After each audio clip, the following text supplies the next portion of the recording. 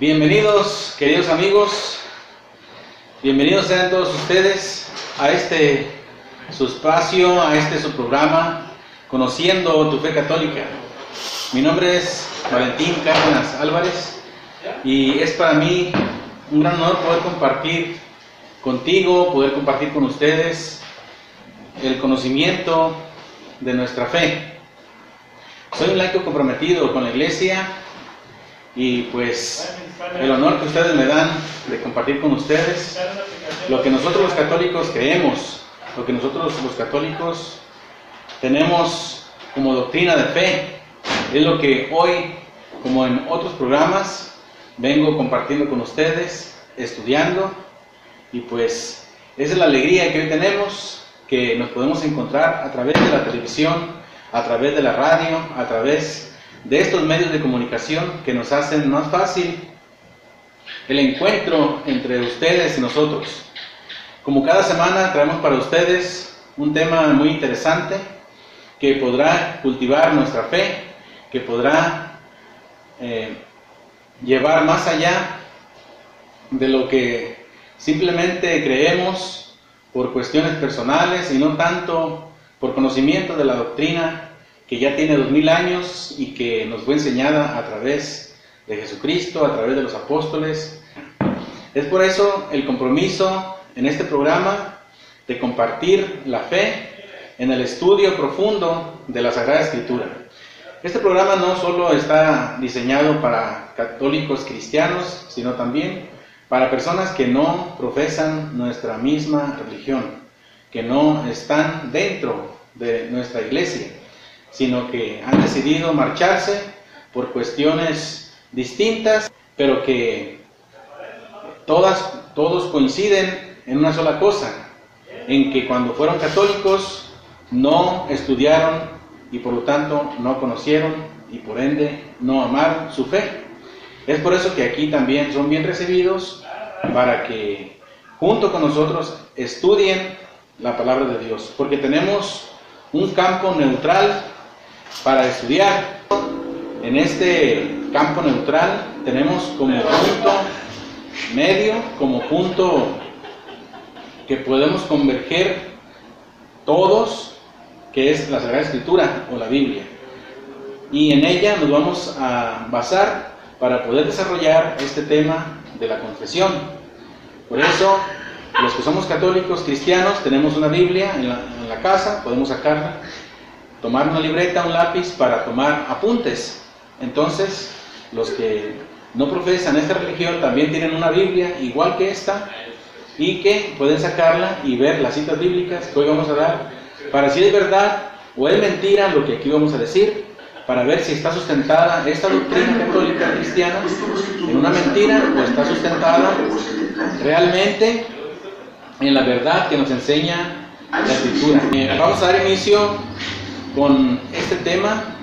Después de haberles dado la bienvenida a todos, vamos a dar inicio a este tema que hoy nos atañe, a este tema que hoy vamos a incursionarlo y vamos a desmenuzarlo, pero solo a través de las Sagradas Escrituras. La confesión. La confesión es una doctrina cristiana que se ha venido dando desde los principios del cristianismo, pero muchos dicen que es un invento católico, que es algo que se inventó la Iglesia, que inventó el Papa, que inventaron los obispos.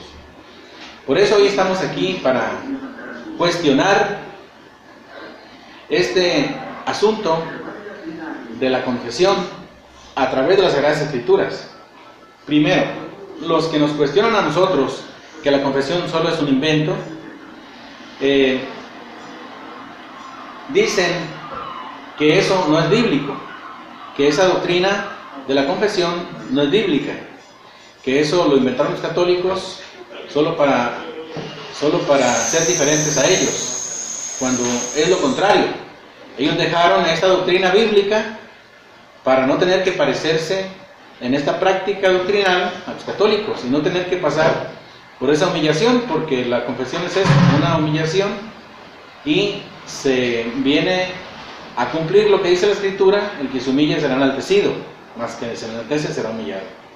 Y en la confesión es el reconocimiento de los pecados y por ende el compromiso y el pleno esfuerzo y el querer cambiar de vida o convertirse. Por eso existe la confesión, para poder nosotros tener allí un encuentro con Dios misericordioso que perdona, pero a través de otro ser humano igual que nosotros, pero con una gran diferencia, que es ungido y que es ordenado presbítero, como lo menciona la Biblia, o sacerdote o ministro de Dios en la nueva alianza para desempeñar esa doctrina. Todo esto es lo que nosotros en esta doctrina de la confesión enseñamos, lo que enseña la iglesia, pero vamos a ver bíblicamente todo esto. Los que contradicen esta doctrina dicen: no debemos confesarnos con otro hombre. Van y nos cuestionan o nos sacan o nos dan la premisa bíblica de Jeremías capítulo 19 versículo 5. Es la cita bíblica que ellos nos dan, según para contradecir la doctrina de la confesión. Vamos a repetir lo que ellos nos repiten a nosotros al respecto de esta doctrina. Dicen: un hombre no puede perdonar pecados. Por lo tanto, en Jeremías 17:5 dice: así dice Yahvé, maldito sea aquel que confía en hombre y hace de la carne su apoyo, y de Yahvé se aparta en su corazón. Maldito el hombre que confía en el hombre. Otras Biblias dicen. Hasta allí ellos no lo leen, pero la cita bíblica sí. Y que pone su apoyo en un mortal y aparta su corazón de Yahvé. Eso es lo que no hacemos nosotros. No apartamos nuestro corazón para confiar en un hombre. Más bien confiamos en ese hombre, ministro de Dios, para apegarnos todavía más a Dios. Entonces, si ellos cortan, nos dicen maldito el hombre que confía en el hombre, entonces esos que dicen esa premisa protestante están bajo la maldición de Jeremías. ¿Por qué? Porque ellos confían en un pastor, confían en el que hace oración por ellos, confían a quienes les dan el diezmo, confían en los maestros porque les llevan sus hijos 5 horas ahí, confían en que cuando se van de fiesta les confían sus hijos a su suegra, les confían en su suegra. Cuando suben en un camión para viajar por carretera, confían en el chofer, confían en la que les da la comida, qué tal si les echó venenito. Confían en muchas personas que son hombres, son humanos, por lo tanto, todos están bajo la maldición de Jeremías. Entonces no podemos interpretar esa cita bíblica de ese modo. Veamos qué dice el Antiguo Testamento al respecto de la confesión. Vamos a ver cómo eran perdonados los pecados en el Antiguo Testamento. Eso es lo que vamos a ver primero, cómo eran perdonados los pecados en el Antiguo Testamento. Vamos a ver en el libro de Levíticos, capítulo 5, versículo 5 y versículo 13. Dice: el que es culpable en uno de estos casos, confesará aquello en que ha pecado. Confesará aquello en que ha pecado. Y luego versículo 13: el sacerdote hará expiación por él a causa del pecado que cometió en cualquiera de aquellos casos y se le perdonará. Entonces, allí vemos cómo en el Antiguo Testamento eran perdonados los pecados. Confesaban los pecados. ¿Y ante quién los confesaban? Ante un sacerdote que luego hacía la expiación de los pecados y se les perdonaban, según la Sagrada Escritura. Y cabe decir pues que esa expiación la hacían a través de un sacrificio de un animal, de un cordero, de un chivo, de un becerro, según el tipo de sacrificio, porque había varios tipos. Entonces ya vemos un indicio desde el Antiguo Testamento que se tenían que confesar Y confesar es expresarlos, no es pensarlos. Porque sabemos pues desde el principio, desde antes de explicar todo esto, sabemos que solo Dios perdona pecados. Pero hay una característica ya desde el Antiguo Testamento que se deja ver, que Dios siempre actúa y en todos sus ámbitos, siempre a través de otro ser humano. Actúa para revelarse a los demás, para decir algo a los demás, en este caso, para hacer el perdón o la expiación de los pecados de aquel pecador que está confesando los pecados a través del sacerdote. Siempre esa es la característica de Dios. No es que el sacerdote tenga el poder por sí mismo. Bueno, entonces aquí está la palabra confesar. Y confesar no es pensar solamente los pecados. Si tuviéramos la intención de confesárselos a Dios directamente, pues ¿para qué haces el acto de confesión? Si Dios sabe tus pensamientos, solo piensa en ellos, concéntrate en ellos, y allá en la pata de un palo o en una piedra o allá en el monte, piensa y ya Dios te escucha porque Él sabe tus pensamientos. Pero aquí dice confesar, y eso es oralmente. ¿Por qué? Porque está ante otro ser humano que aquí le llaman sacerdote. Vamos a ver Números, el libro de los Números, capítulo 5, versículo del 6 al 7. Dice: di a los israelitas, si alguien, hombre o mujer, peca contra su prójimo, ofendiendo al Señor, se hace culpable. Luego versículo 7, confesará su pecado y restituirá por entero el daño causado, añadiendo una quinta parte, restituirá a quien perjudicó. Bien, aquí también habla sobre esta misma práctica, de que hombre o mujer sea, si peca contra su prójimo, dice, ofendiendo al Señor, se hace culpable. Y luego el versículo 7 dice, confesará su pecado. Siempre habla de confesar, de decirlo, y restituirá el daño causado. Claro, no solamente decir, estoy arrepentido y confieso mi pecado, sino que hay una restauración, como en la confesión actual de los cristianos actuales, de los cristianos católicos. Bien, y si la pregunta es, ¿y si no me quiero confesar? ¿Y si no quiero confesarme, como dice en la Biblia, confesar? Bien, vamos a ver Proverbios 28:13. Dice, al que encubre sus faltas, no le saldrá bien, y el que las confiesa y abandona, obtendrá piedad, obtendrá perdón. Dice, el que las confiesa, ese obtendrá el perdón, la piedad. Ya sabemos que es de Dios, ya sabemos que a través del sacerdote. Entonces dice, y el que las encubre, no le saldrá bien. Pues de aquí surge una pregunta: ¿a qué grupo perteneces? ¿Al que confiesa sus faltas o al que las encubre? Esa es la pregunta que se desprende de esta cita bíblica, Proverbios 28:13. Solo el sacerdote ungido es quien puede hacer expiación por los pecados.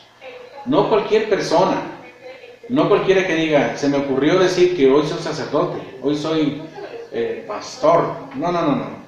Solo una persona, dice en la Biblia, un sacerdote ungido por Dios, escogido. Vamos a ver Levíticos capítulo 16, versículo 30 y versículo 32. Porque en ese día se hará expiación por vosotros para purificaros de todos vuestros pecados. Quedaréis limpios delante de Yahvé. Versículo 32. Quedarán limpios ante Dios. ¿Pero cómo? ¿A través de quién? Versículo 32. Hará la expiación el sacerdote ungido de manos consagradas para ejercer el sacerdocio como sucesor de su padre. Él se vestirá las vestiduras de lino las vestiduras sagradas. Había sacerdotes, y en el Antiguo Testamento eran los sacerdotes levitas, que ese ministerio sacerdotal se sucedía, o era una sucesión del padre al hijo, y así del hijo a sus hijos, de la tribu de Leví. El primer sacerdote, Aarón, hermano de Moisés, desde Egipto, desde el tiempo del cautiverio allá de la esclavitud. Entonces, ese era el del Antiguo Testamento, pero tenía que ser ungido, elegido, de manos ungidas y con vestiduras sagradas. Ya eso nos da una prefigura de lo que cuenta el Antiguo Testamento, porque el Antiguo Testamento es eso, prefigura de lo que hoy en el Nuevo Testamento es realidad. Y esto que yo estoy diciendo lo puedes encontrar en el libro de los Hebreos, a los Hebreos, capítulo 10, del versículo 1 en adelante, que en el Antiguo Testamento era prefigura de lo que hoy es realidad. O sea que no se acabó, sino que hubo sucesión, hubo un cambio de sacerdocio.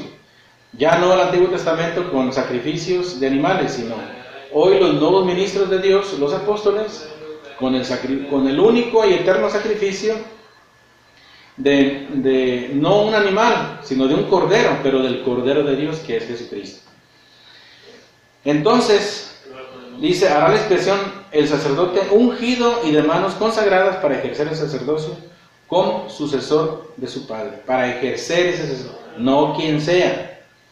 Ahora vamos, ya vimos más o menos un panorama en el Antiguo Testamento, cómo es que se hacía la expiación de los pecados. Ya vieron que era confesándolos delante de un ser humano igual que el que los confiesa, pero con una gran diferencia: ungido de Dios, con manos ungidas y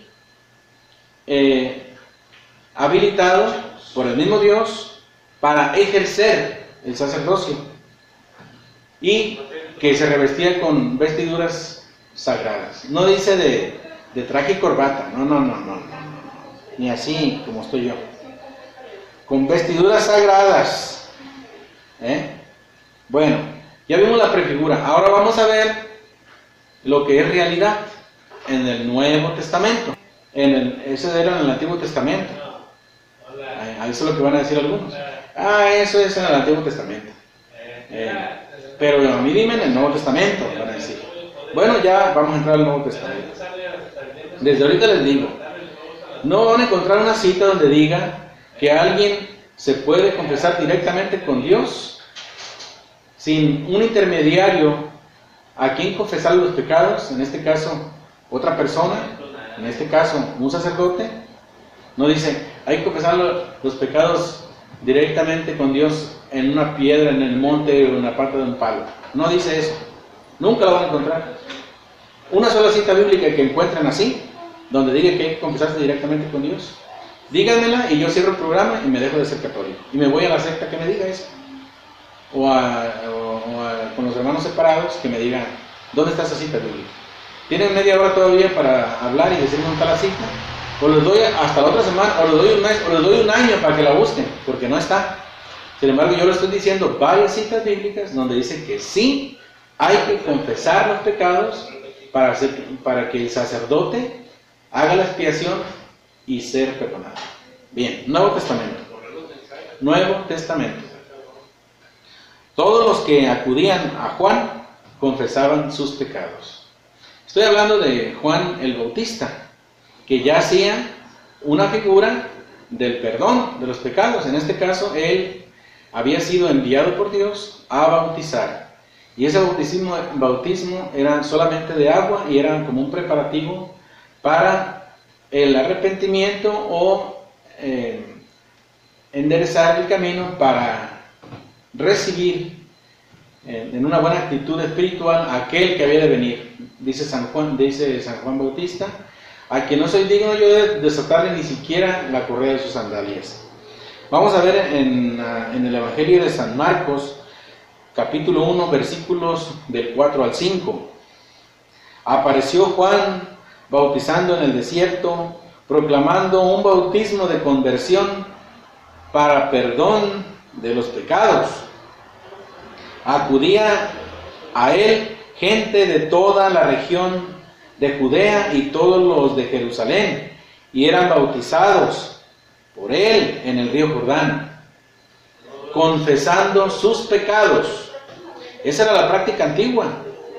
Todavía en este texto, todavía Jesucristo no comenzaba su ministerio público de predicación. Incluso Juan el Bautista fue el último profeta y el más grande, según la Escritura. La tradición bíblica antigua hasta nuestros tiempos ha sido confesar, pero en aquel tiempo, en el tiempo de Jesús y todavía hacia atrás, se confesaban los pecados oralmente y públicamente, la palabra, públicamente. Tenían que hacerlo públicamente. En este caso dice, y confesando sus pecados. Yo me pregunto, ¿ante quién los confesaban? No estaban en el monte, ante una piedra, ante un palo, ¿no? Ante Juan el Bautista, porque aquí dice, acudían a él, versículo 5, capítulo 1 de Marcos. Acudían a él, ¿a quién? A un palo, ¿no? A Juan. Gente de toda la región de Judea y de todos los de Jerusalén eran bautizados por él en el río Jordán, confesando sus pecados. Delante de él los confesaban y él ya los bautizaba. ¿Ven? Seguimos ahora en el Nuevo Testamento. Confesaban sus pecados ante los apóstoles también. Esa era una práctica ya en el ámbito de la religión cristiana, del cristianismo. Porque en Hechos de los Apóstoles, capítulo 19, versículo 18, dice, muchos de los que habían creído venían a confesar y declarar sus prácticas ante los apóstoles. Confesar y declarar sus prácticas, ya sea de brujería, hechicería o cualquier pecado que hacían. Confiesen sus pecados unos a otros, es la recomendación de la Sagrada Escritura y del Nuevo Testamento. Los presbíteros habla de esos unos a otros, y esos otros son los presbíteros. Incluso un presbítero o un sacerdote no se puede confesar a sí mismo, sino que con otro, unos a otros. Bueno, Santiago, la carta de Santiago, capítulo 5, versículo 13 al 16, dice, ¿sufre alguno entre vosotros? Que ore. ¿Está alguno alegre? Que cante salmos. ¿Está enfermo alguno entre vosotros? Llame a los presbíteros de la iglesia. Dice, ¿está enfermo alguno de vosotros? ¿Alguno de ustedes está enfermo? Llame a los presbíteros de la iglesia. Llámelos, según la Biblia. Pero aquí va a decir, ¿para qué? Aquí va a decir, ¿para qué? No solamente llámelos. ¿Sí? Versículo 14 del capítulo 5 de Santiago. ¿Está enfermo alguno de vosotros? Llame a los presbíteros de la iglesia. A esos que traen vestiduras sagradas. Llámelos, que nosotros llamamos sacerdotes. Y luego dice, que oren sobre él, sobre el enfermo. ¿Quién? Presbíteros. Y le unjan con óleo en el nombre del Señor. Le unjan con aceite. ¿No les recuerda eso de algún sacramento? La unción de enfermos. Y vean lo que sucede. Que le unjan dice, que le unjan con óleo en el nombre del Señor. Y la oración de la fe salvará al enfermo. Y el Señor hará que se levante. ¿Ven? Todo lo que puede hacer el presbítero por el enfermo, dice, llamen a los presbíteros. Y los ungirá con aceite y va a orar por ellos. Y eso hará que se levanten. Que se levante el ánimo y puede ser hasta que se curen. Y si se mueren, pues se salvan. Mejor, vida eterna. Y si Dios quiere, pues lo salva y lo sana y lo deja que viva un poco más. Fíjense todo lo que hacen. Llama al sacerdote, está enfermo, llámalo. ¿Qué más? Y si hubiera cometido pecados, le serán perdonados. ¡Ah, caray! Fíjense todo lo que hace el sacerdote. Ahora en el Nuevo Testamento, ahora el presbítero. Versículo 16. Me pregunto yo, ¿cómo serán perdonados? Porque dice, les perdonaron los pecados. Dice, confesaos pues mutuamente vuestros pecados. Presbítero, humano, igual que el enfermo. Pero humanamente igual. Pero hay una gran diferencia. Que fueron ungidos, manos ungidas, separados, precisamente por Dios, llamados. Tienen la vocación, el llamado. ¿Sí?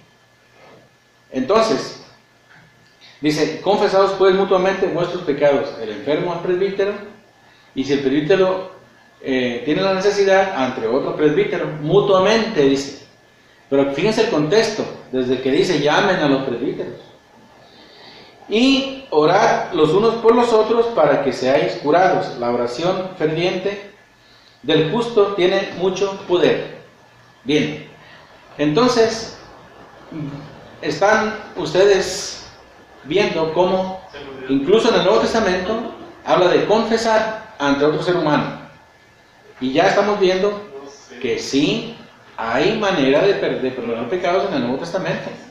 En esta plenitud de los tiempos, como lo dicen en Gálatas 4:4. Los sacerdotes son pecadores. Dicen, yo no me confieso con un sacerdote igual que yo porque es pecador, incluso hasta más que yo. Y sienten que descubrieron América al decir eso, o que descubrieron el hilo negro o la rueda. Nunca. Como decir, ¿cómo ves? Te traigo una nueva, Los sacerdotes son pecadores. Y el otro dice, oh, de veras, oh. O sea, descubrieron América, oh. Nunca. Si la escritura del Nuevo Testamento tiene 2000 años y ahí ya decía, se nota que el que se sorprende por eso, pues no conoce la escritura. Al que le digan, los sacerdotes son pecadores, por lo tanto, no pueden perdonar pecados, porque son pecadores. Y el que se sorprenda, señal de que no conoce la escritura. Y los que se dicen muy bíblicos, son los que se asustan más. Dicen, yo no voy a ir con esos. Bueno, vamos a la escritura. Hebreos, capítulo 5, versículo 1 en adelante. Hebreos 5, versículo 1 en adelante. Dice, todo sumo sacerdote es tomado de entre los hombres. ¿De dónde es tomado el sacerdote? ¿Es extraterrestre bajado del cielo, un ángel? No, dice, todo sumo sacerdote es tomado de entre los hombres. ¿Qué significa? Del pueblo, igual que otro, igualitos todos, pero la diferencia es que ese sí es llamado para el sacerdocio, ese no es llamado para el sacerdocio. Ese tendrá otra vocación, para el matrimonio, para la vida consagrada, etcétera. Pero dice, son llamados entre los hombres. Luego dice, ¿para qué? Dice, y los representa en las cosas de Dios. Esos son los que nos representan en las cosas de Dios, según la Biblia. Hebreos 5, 1 en adelante. Por eso ofrece dones y sacrificios por el pecado. ¿Quiénes? Los sacerdotes. Y que son tomados de entre los hombres. Dice, es capaz de comprender a los ignorantes y extraviados, pues también lleva el peso de su propia debilidad. El sacerdote es capaz de comprender a los ignorantes y sobre todo esos que dicen, esos son pecadores. Pues él los comprende porque dice el sacerdote, sí te comprendo a ti, ignorante, porque también yo soy pecador, según la Biblia, no son palabras mías. Dice, es capaz de comprender a los ignorantes y a los extraviados, pues también lleva el peso de su propia debilidad. ¿Ves? También es pecador. Dice, por esta razón debe ofrecer sacrificios por sus propios pecados, al igual que por los del pueblo. ¿Ven? Por sus propios pecados de él, porque es pecador. Y el que dice, es que son pecadores. Descubriste América. No. ¿Qué cuentos? Incluso nadie se apropia de la dignidad, de esta dignidad de ser sacerdote, sino que debe ser llamado por Dios. Como lo fue Aarón, ¿ver? Yo quiero ser sacerdote. No, mi hijo, no es que quieras, solamente que seas llamado por Dios. Y muchos que son llamados no han querido, otros que no han querido, han sido llamados y luego le han dado una respuesta positiva a Dios y después han entrado al sacerdocio. Hoy tenemos muchos sacerdotes santos, otros no tanto, pero no por eso se les quita la dignidad. Dice aquí, yo los llamé, dice, y el versículo 5, y tampoco Cristo se atribuyó la dignidad de sumo sacerdote, sino que se le otorgó su Padre Dios. Ni Cristo se otorgó esa dignidad. Y otros dicen, yo soy pastor de ovejas, yo soy líder. ¿Pero quién te llamó a ti? ¿Quién te puso las manos? ¿Quién te ungió las manos? ¿Cuál sucesión apostólica tienes? No. Entonces, ya vimos esa premisa que no te asustan de que son pecadores. Ellos nos representan ante las cosas de Dios y pecadores también. Hay quienes dicen no tener pecados. Yo una vez platiqué con un pastor o pseudo pastor que me dijo, porque yo tengo amigos, pues, amigos míos, nomás que pues, claro que aquí no digo nombres, ¿verdad? No digo nombres en específico, pero pues nos respetamos mucho, ¿verdad? Y el respeto no quiere decir que yo esté de acuerdo con ellos. Ellos me respetan y no están de acuerdo conmigo, está bien. Pero de lo que sí deberíamos estar de acuerdo es de lo que diga la palabra de Dios. Yo por eso no vengo a decirles ni un solo tema sin palabra de Dios. ¿A qué vengo yo a decirles cuentos míos? Nunca. Predicador que ustedes vean que no usa la palabra de Dios, ¿para qué lo quieren? Si es lo que deban predicar, no nuestras propias ideas. Alguien les va a envenenar la mente cuando les tocan en la puerta cada domingo y lo que hablan y dicen les asustan, pero nunca se los muestran en la Biblia. Y cuando se los muestran fuera de contexto. Toman 2 o 3 citas bíblicas para asustarlos, claro. Entonces, ese pastor me dice, mira, yo no tengo pecado. Yo si me muero ahorita, me voy al cielo sin tocar baranda. Así me dijo. Y yo le cité esta cita bíblica. Primera de Juan, capítulo 1, versículo 8 al 10. Si decimos que no tenemos pecado, nos engañamos a nosotros mismos y la verdad no está en nosotros. Versículo 9. Si confesamos, sin embargo, si confesamos nuestros pecados, Él es fiel y justo para perdonarnos y purificarnos de toda maldad. Si decimos que no tenemos pecado, lo hacemos pasar por mentiroso y su palabra no está en nosotros. Y le volvió a preguntar, ¿tienes pecados? Ya como que titubeó más, ya, caray, entonces ya sí pues sí, pero chiquitos, entonces no eches mentiras. No digas que para tocar baranda, porque en el Apocalipsis dicen, en el cielo no entra nada manchado. Y si tu pecado no es para condenarte, pero que en el cielo no entra nada manchado y te mueres con ese pecado, aunque no sea grave, ¿a dónde vas a ir? La doctrina del purgatorio es cierta, pero ese lo dejamos para otro tema, ¿verdad? Entonces, aquí también ya habla de confesión. Dicen, ya ves, Él es fiel y nos perdonará si confesamos nuestros pecados. Sí, pero no dicen directamente, sino que en el contexto general de la Biblia ya nos damos cuenta que es a través de quienes. Que en este caso ya vimos que es a través de los sacerdotes. A esos que dicen no tener pecados y se tienen a sí mismos como justos, a esos que dicen no tener pecados y se tienen a sí mismos como justos, ¿cómo los llama la Biblia? Los llama fariseos. Vamos a ver qué significa esa palabra. Etimológicamente viene del hebreo perushim, separados quiere decir, y del verbo parush o separar, se refiere a una secta dentro del judaísmo que seguían fielmente por los ritos y ceremonias y leyes. Por ende, se separaban de los demás judíos que eran menos estrictos, pero ellos se creían que eran la última Coca-Cola del desierto, ¿verdad? Eran separados, fariseos, según la palabra hebrea. Bueno, aquellos que se dicen, yo no tengo pecado porque yo confesé con mi boca que Cristo es el Señor y me entregué a Él un día y soy salvo. Pues serás algún detergente por ahí, salvo, pero no. La Biblia habla de que los que se tienen a sí mismos como justos, dice Lucas 18, del 9 al 14. el fariseo y el publicano. A algunos que se tenían por justos y despreciaban a los demás, les dijo esta parábola. ¿No han escuchado a los que dicen, esos católicos son borrachos, son drogadictos, son mujeriegos, son fornicarios, son adúlteros, los católicos? Yo cuando era católico, yo era todo eso y ahora me vi la luz, me convertí y ahora digo al Señor, gloria a Dios, aleluya, y no tengo pecado. Eso es lo que dicen algunos. Vamos a ver qué dice la Biblia de esos. Algunos que se tenían por justos y despreciaban a los demás, les dijo esta parábola. Escucha. Dos hombres subieron al templo a orar, uno fariseo, de los separados, otro publicano.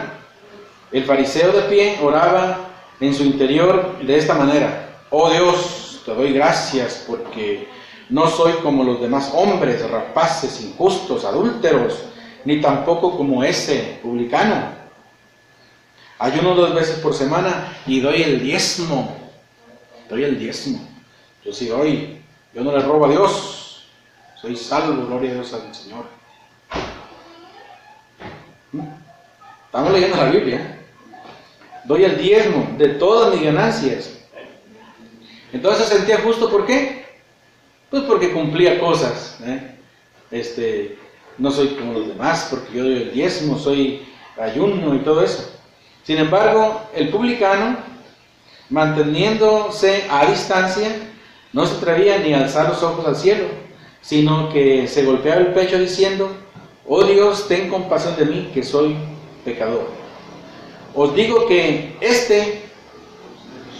el publicano, bajó a su casa justificado, y aquel, el fariseo, no, porque todo el que se enaltece será humillado, y el que se humille será ensalzado.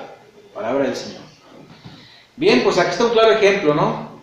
De la diferencia que hay de los que se sienten que ya tocaron el cielo con la mano y los que de verdad reconocen su situación de pecado y que ante Dios eso es agradable porque se humillan ante Dios y reconocen.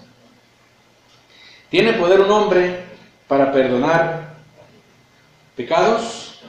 ¿Tiene poder un hombre pecador para perdonar? La respuesta es no. Pero si Dios le da ese poder, pues si Dios le da ese poder, la respuesta es sí. No se confundan. Como dicen, es como un hombre pecador tiene poder para perdonar pecados, es una mentira. Pues claro que no tiene. Pero te hago otra pregunta. ¿Y si Dios le da poder? Sí. Primero, ¿tiene Jesús todo el poder? Sí. Mateo 28:18. Jesús se acercó a ellos y les habló así: me ha sido dado todo el poder en el cielo y en la tierra. Todo el poder. ¿Puede un hombre caminar sobre las aguas? Ya no perdonar pecados, porque muchos dicen, no tiene. ¿Y poder de caminar sobre las aguas? Tampoco tiene un hombre poder de caminar por las aguas. ¿Y si Dios se lo da? Pues así sí. Mateo 14:28-29. Pedro le respondió: Señor, si eres tú, mándame ir hacia ti sobre las aguas. Ven, le dijo. Bajó Pedro de la barca y se puso a caminar sobre las aguas y yendo hacia Jesús. Pedro, un pecador que lo negó 3 veces, que hizo y deshizo, desconfió de él, lo dejó solo. Pecador, caminó sobre las aguas, solamente Dios puede. ¿Y perdona pecados? Solamente Dios. ¿Y se le da el poder a un hombre? Pues aquí dice que le dio el poder de caminar sobre las aguas. Uno ya está preguntando, sí, pero ¿dónde le dio el poder de perdonar pecados? Vamos para allá. ¿Puede un hombre hacer milagros? No. ¿Y si Dios le da el poder de hacerlos? Sí. Entonces, Hechos 3:5-8. Él los miró, esperando recibir algo de ellos. Pedro le dijo: no tengo plata ni oro, pero te doy lo que tengo. En el nombre de Jesucristo Nazareno, camina. Y tomándolo de la mano derecha, lo levantó. Inmediatamente sus pies y sus tobillos se fortalecieron. Se puso en pie de un salto y comenzó a caminar. Luego entró con ellos en el templo caminando, saltando y alabando a Dios. Pedro hizo el milagro de levantar un paralítico, hombre pecador. ¿Tiene poder un hombre para hacer milagros? No. ¿Y si Dios se lo da? Ah, sí. ¿Puede un hombre arrojar demonios? No, se lo tragan vivo. Pero en el nombre de Jesús y con el poder de Jesús, sí. Entonces, Lucas 10:17, regresaron los 72, alegres, diciendo: Señor, hasta los demonios se nos someten en tu nombre.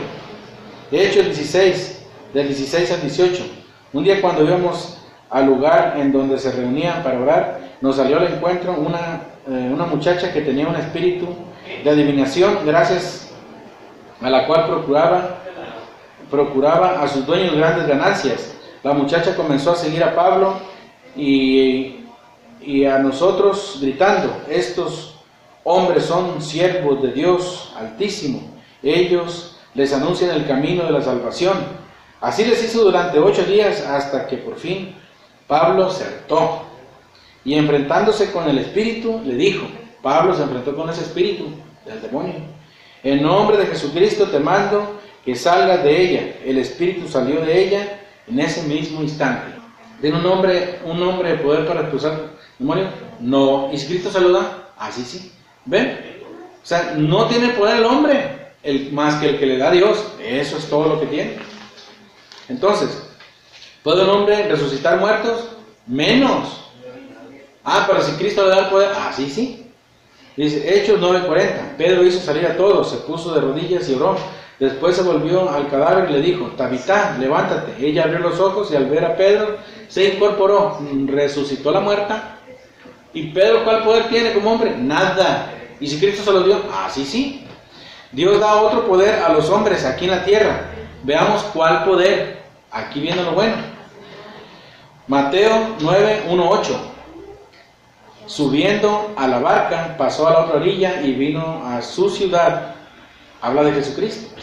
En eso le trajeron un paralítico postrado en una camilla. Viendo Jesús la fe de ellos, dijo al paralítico, ánimo, hijo, tus pecados te son perdonados. Pero he aquí que algunos escribas dijeron para sí o en su pensamiento, este está blasfemando. Jesús, conociendo sus pensamientos, dijo, ¿por qué pensáis mal en vuestros corazones? Jesús le dijo, tus pecados quedan perdonados en vez de decirle, levántate. Y como esa acción estaba reservado solo para Dios, pues era el pensamiento de los fariseos, así como hoy, igualito. No, solo Dios perdona pecados, como un hombre pecador igual que tú va a perdonar pecados. Y cuando estaban diciendo eso en su mente, ¿qué les dijo Jesús? Ellos dijeron, está blasfemando, pero no lo pronunciaron, sino en el pensamiento. Como Jesús es Dios, dijo, según conociendo sus pensamientos, dijo, ¿por qué pensáis mal en vuestros corazones? ¿Ven? Era en el interior. Dice Jesús, pues es más fácil, dice, ¿qué es más fácil decir? Les pregunta Jesús, les pone un reto. ¿Tus pecados te son perdonados? O decir, levántate y anda. Y dice Jesús, pues para que sepáis que el Hijo del Hombre tiene en la tierra poder de perdonar pecados, dice entonces el paralítico, levántate, toma tu camilla y vete a tu casa. Dice, para que veas, no que Dios tiene poder, porque ellos decían, está blasfemando, solo Dios puede perdonar pecados. Dice Cristo, para que veas que el Hijo del Hombre, no de Dios, tiene poder en la tierra. Ningún fariseo, ningún escriba, ningún estudioso de la Biblia, ningún maestro de la ley concebía hasta ese momento que el poder de perdonar pecados lo había en la tierra. Y Cristo se los dijo, en la tierra hay poder. Ya se está acercando a este misterio que ni hoy lo creen muchos, que en la tierra haya poder para perdonar pecados. Y dice hombre, la palabra hombre. Y si el paralítico se levanta, quiere decir que sí es cierto lo que dijo Cristo. Versículo 7. Él se levantó y se fue a su casa. Y al ver esto la gente temió, tuvo mucho miedo y glorificó a Dios que había dado tal poder a los hombres. ¿Cómo nos quedó el ojo? tal poder, ¿cuál? De perdonar pecados. Y si es cierto que se los dio a los hombres. Capítulo 9 de Mateo, versículo 7. Pero lo leí del 1 hasta el 8. Y lo último que dice en el 8, y al ver esto, la gente tuvo mucho miedo a Dios, que había dado tal poder a los hombres. ¿A quién tenía miedo? A Dios. ¿Qué? Que había dado tal poder a los hombres. ¿Cuál poder? El de perdonar pecados. Pues más blasfemia, y para algunos así es hoy, blasfemia. Cuando eso no es nuevo, eso es desde antes. Eso era ya desde antes. Jesús instituye el sacramento de la confesión. Ese es el punto clave que muchos están esperando oír. Dicen, no, pero dime dónde instituyó el sacramento de la confesión. ¿Dónde dice Dios que de su propia boca que les dio el poder a los hombres de perdonar pecados? Dime la cita bíblica, dicen. Bueno, ya hicimos un recorrido por el Antiguo Testamento. Hicimos un recorrido por el Nuevo Testamento. Y si aún así no les queda claro a algunos, esta cita bíblica es lo último. Aquí se instituye el sacramento de la confesión, que hacen uso de ellos diariamente muchos católicos loquitos, criticados por los demás. Eso no es bíblico. Bueno, Juan 20, del 19 al 23. Al atardecer de aquel día, el primero de la semana, estando cerradas por miedo a los judíos las puertas del lugar donde se encontraban los discípulos, se presentó Jesús en medio de ellos y les dijo: la paz con vosotros. Versículo 20. Dicho esto, les mostró las manos y el costado. Los discípulos se alegraron de ver al Señor. Versículo 21. Jesús les dijo otra vez: la paz con vosotros. Como el Padre me envió, ahí empieza, como el Padre me envió, también yo os envío. ¿Para qué envió el Padre a Cristo? Para reconciliar al mundo, para perdonar los pecados. Dime, ¿para qué otra cosa? Y una vez limpios, llevarlos a vivir eternamente con Él. Así como el Padre me envió, versículo 21, también yo os envío, les dijo a los 12 apóstoles, no a un gentío, no al que se autonombre, no. Dicho esto, sopló sobre ellos y les dijo: recibid el Espíritu Santo. Segunda vez que aparece en la Biblia, sopló. La primera vez, el ruaj de Dios, para darles el aliento de la vida, para compartirles su divinidad. Desde entonces el hombre fue un ser viviente, dice en Génesis, en los primeros capítulos. Ese es el Espíritu de Dios que les da la vida, el poder de asemejarse a Él, y a imagen y semejanza de Dios los hizo, dice. Dice, por segunda vez aquí dice en la Biblia, recibid el Espíritu Santo. Y luego enseguida dice, ¿para qué? En el versículo 23, a quienes perdonen los pecados, les quedan perdonados. A quienes se los retengan, les quedan retenidos. Palabra del Señor. No invento de la iglesia, no invento del Papa, no invento de los católicos. Lee con detenimiento esta cita bíblica. Aquí le da el poder, ese poder dado a los hombres, aquí lo ratifica y lo da Cristo oficialmente. ¿Cómo que tienen, cómo es eso que tienen poder para perdonar pecados? Pues reclámale a Jesús. ¿A él se le ocurrió hacer eso? Bueno, reclámale a Él. Tú dices que eres muy bíblico, somos cristianos. Bueno, y tengo una relación personal con Cristo. Bueno, sí, en esa relación personal, pregúntale que ¿para qué hizo eso? Tan a gusto que uno se confiesa directamente con Dios, así no le da una vergüenza. Pero ¿para qué le dio el poder a estos ministros suyos del Nuevo Testamento? En ese tiempo el apóstol Tomás no estaba. Ese nos representa a nosotros. Por eso no le creyó a la iglesia apostólica. Él nos representa. Porque tampoco estuvimos nosotros ahí con él. con Jesús. Por eso muchos no creen, dicen, no, pues como yo no estuve, bueno, también Tomás no estaba. Y seguramente que nos representa ahí. Dice, Tomás, uno de los 12, llamado el mellizo, no estaba con ellos cuando vino Jesús. Otro de sus discípulos les dijo, hemos visto al Señor. Y le contaron lo que había pasado, esto que les acabo de explicar. Y él dijo, no, yo no creo, hasta que lo vea yo con mis propias. Y muchos así están, quieren haber estado ahí para creer, cuando quedó consignado en la Biblia esto. ¿Y eso es que les dice Cristo? Porque a Tomás se lo volvió a parecer y les dijo, bueno, ahora sí ya has creído. Ahora sí ya has creído, porque me viste. Pero dichosos o bienaventurados los que creen sin ver. Yo soy bienaventurado y creo en esta doctrina. Y Tomás dice, yo quiero tocar las llagas, quiero meter mi dedo en el costado, mi mano en mi costado. Y Cristo dice, ven y métela. Se le apareció. ¿Qué le quiere decir? ¿Y ustedes creen que no le dolió? ¿O era de mentiritas? Resucitó de verdad y con su cuerpo. Seguro que le dolió. Y esa dolencia es decir, ese dolor.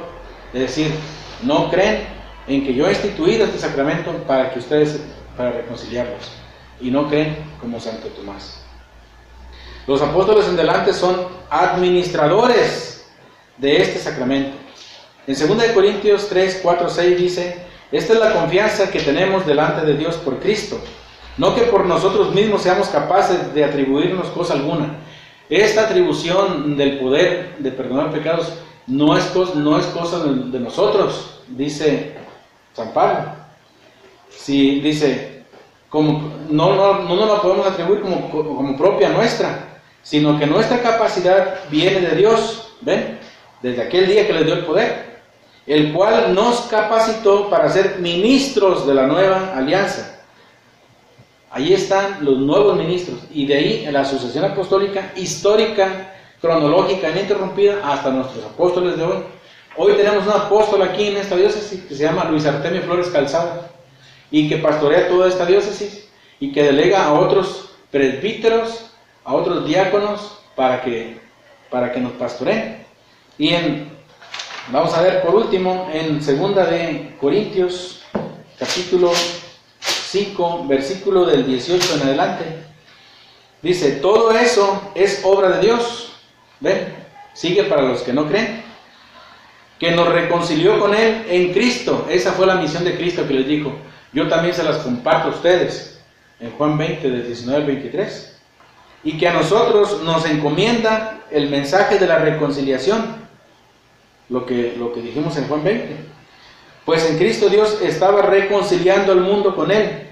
Ya no tomaba en cuenta los pecados de los hombres, sino que a nosotros nos entrega la palabra o el mensaje de la reconciliación. Se los entregó a ellos. Dice, somos pues como embajadores de Cristo, como si Dios mismo los exhortara por nuestra boca. En el nombre de Cristo les rogamos, reconcíliense con Dios. Bueno, pues aquí está más clara que el agua la doctrina de la confesión.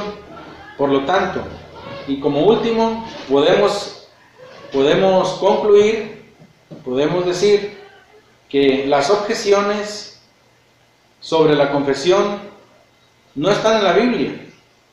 Esas objeciones están en la mente y en el orgullo de los que no quieren aceptar esta doctrina de fe que es 100% bíblica.